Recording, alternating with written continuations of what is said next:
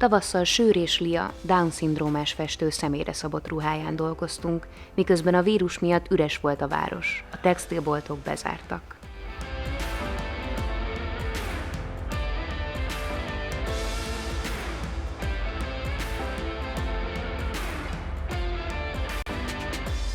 A virtuális világ azonban tombolt. A digitális művészeti szférában a blockchain rendszerre épülő NFT-k berobbantak a köztudatba.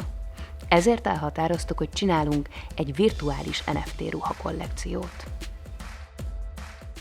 Az NFT alapvetően egy olyan, mondhatjuk úgy, informatikai rendszer, vagy informatikai technológia, ami lehetővé teszi azt, hogy a digitális műtárgyaknak egyedi azonosítójuk legyen.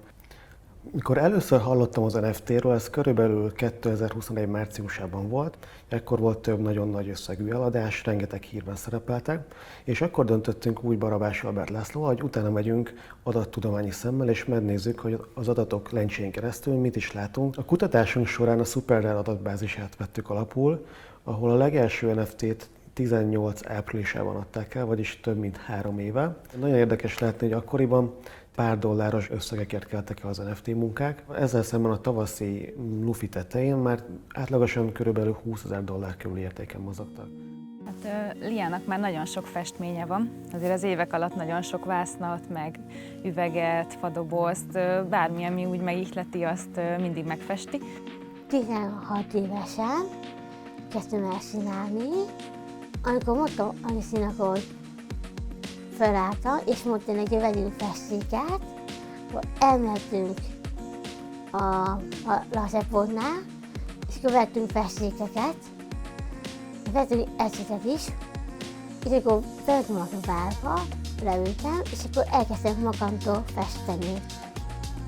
Az évek alatt ugye a környezetünkben nagyon sok mindenkinek tetszettek a képek, és eddig mi mindig úgy ajándékba adtuk, vagy volt, aki azt mondta, hogy hozott érte festéket, vagy vásznat ugye cserébe, vagy hogy támogatja ugye Liának így a munkásságát. Lia is nagyon boldog, amikor valaki vesz tőle bármilyen alkotást, vagy a festményeit. Nagyon örül neki, amikor azt látja, hogy másoknak ez tetszik. Van egy nagy álmunk, szeretnénk a Lia festményei, a mintái, színei alapján először is inkább textilekre gondoltunk, textilgyártásra, takarót, ágyneműt elkészíteni, és elsősorban azért, hogy nyilván Liának is legyen egy bevétele, hogy vissza tudjuk forgatni, mert elég költséges, főleg az akrilfesték, másodszorban pedig, hogy örömet szerezzünk.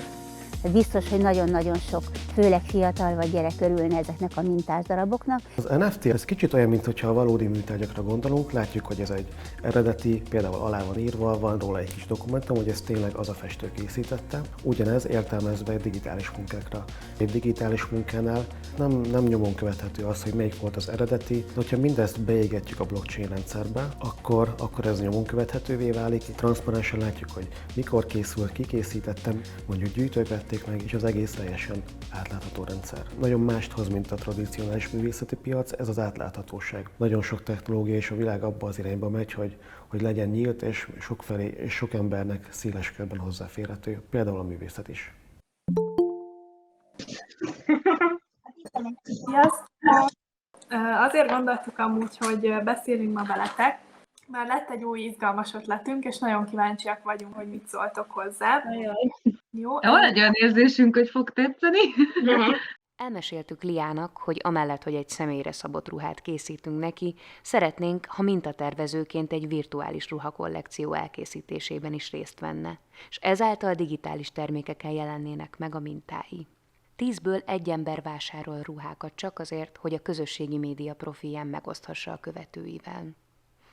A divatiparról köztudott, hogy hatalmas ökológiai lábnyoma van. Erre a problémára megoldást jelenthet a virtuális divat, ami azt jelenti, hogy egy ruha kizárólag digitálisan készül el, és digitálisan van viselve. Liának azt is elmondtuk, hogy az elkészült virtuális ruhákat nem csak Instagramon mutatjuk be, hanem majd NFT-ként egyedi azonosítóval szeretnénk értékesíteni. Nekem tetszik őket. Igen. És kik fogják viselni a ruhákat? Projektünkhöz 3 kreatív, inspiráló nagykövet csatlakozott. Borsi Flóra vagyok, jelenleg Budapesten élek, a MOM-én végeztem fotográfusként. Én Kalász Veronika vagyok, 34 éves, A Pázmány karán tanultam nemzetközi igazgatásszervezést, és többek között a Freaky-ben is dolgozom. Csalár Bence vagyok, divatújságíró, és a Dress Coding projekt keretén belül egy ruha készül számomra. Tadám!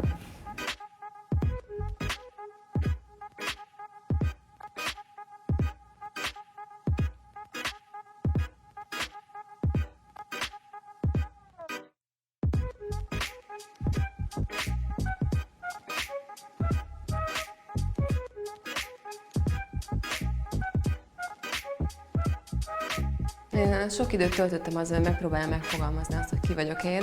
A legjobban az élene rám, hogy vizuális alkotó, mert nagyon szeretek így a mozgóképtől kezdve a zenén át mindennel így foglalkozni, de egyébként a fotó azért az a legfontosabb médium az életemben. Tudom alapanyagként használni azokhoz a munkákhoz, amik később más médiumban végződnek.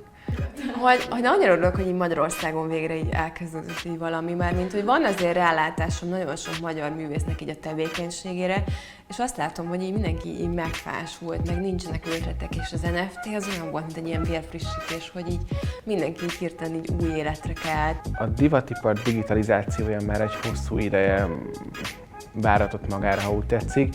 Én azt gondolom, hogy ez azért is fontos, mert egyrészt töke ideje volt, tehát hogy valami egy picit, ha már ilyen eszközök vannak a kezünkben, mint egy okostelefon, vagy olyan platformokat használunk, ahol másodpercek alatt elérünk másokat és tartalmakat, akkor a divatnak is, ami egyébként pont arról szól, hogy egy picit előrébb nézzünk, kicsit a jövőbe lássunk, valamit kellett tenni ezzel kapcsolatban, és hát mondjuk úgy, hogy egy kényszerhelyzetben, de sikerült valahogy digitalizálni egy csomó olyan dolgot, amiről sokáig azt gondoltuk, hogy soha büdös életben nem fog az történni, hogy otthonról, a kanapéról nézzük mondjuk egy divat bemutatót, és én azt gondolom, hogy nagyon sok márka miatt fejlődött. Azért jelentkeztem a kampányra, és azért vagyok nagyon boldog, hogy részt vettek ebben a projektben, mert mozgássérültként és fogyatékos emberként nem nagyon találok magamra ruhát, és ez a digitális ruhakollekció számomra azért egy nagyon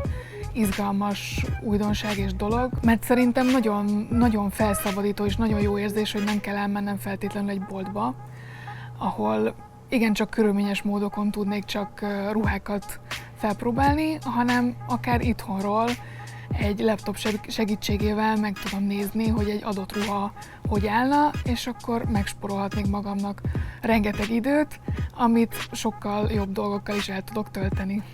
Nekem azért tetszett meg ez a dress codingos NFT projekt, mert nagyon halad a jelenkor követelményeivel, illetve azzal a technikai megoldással, ami körülbelül ebben az évben látott napvilágot, és hogy nagyon jó kezdeményezésnek tartom azt, hogy NFT-vel segíteni valakiknek, és hogy ez egy olyan pénzügyi megoldás, amiben nem kell belevonni alapítványokat, meg mindenféle ilyen nagyon nehéz megoldásokat, vagy akár weboldalt létrehozni. Akik ezeket a ruhákat felveszik, egy célt fognak képviselni, illetve képviselik azt, amikre ők büszkék. Ennek a megjelenését segíti elő ez a projekt, illetve azt, hogy ne csak azokkal foglalkozzunk, akik tökéletesnek vannak feltüntetve a médiában, hanem hogy egy olyan dologba is lehet investálni, amiben egy jó célt fogunk szolgálni, illetve jó célt fog a vevő szolgálni, és nem csak egy tök jó képet fog megkapni. Mindenképp erősíti az önkifejezés lehetőségeit a digitális ruhák megjelenése. Ez azért is nagyon fontos, mert rengeteg olyan szín és fazon van, ami a való életben tényleg a hordhatatlan kategóriába sorolható, és éppen ezért megvalósítása úgy működne a való életben, mint ahogy ez digitálisan kivitelezhetővé válik ezekkel a technikákkal. Szóval mindenképp odasorolnám az egész műfajt, úgymond, hogy az önkifejezésnek egy új szintje, ha a divat vonatkozásában nézzük.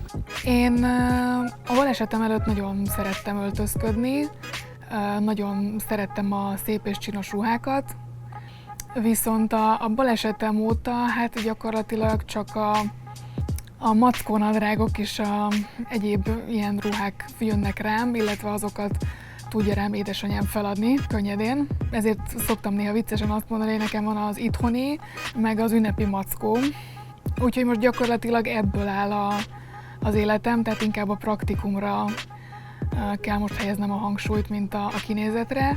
Hát ha különleges alkalomra mennék, mint ahogy nem megyek, akkor sem lenne mit fölvennem jelenleg. Egyszer voltam egy esküvőn, és akkor is csak a legcsinosabb melegítő cuccaimat tudtam felvenni, de kompenzáltam a tündöklő személyiségemmel. Az elkészült digitális ruháinkat végül Borsi Flóra animálta és hangdizájnolta egyedi NFT-kké. A végeredményt pedig a foundation.app weboldalon tesszük közzé, ahol árverésre bocsátjuk a digitális ruhákat. A bevétel felével Lia munkáját támogatjuk, a másik felét pedig a Dress Coding projektre fordítjuk, hiszen alig várjuk, hogy még több személyre szabott ruhát készíthessünk olyan embereknek, akik nehezen találnak magukra ruhát a fast fashion ruhaboltok rengetegében.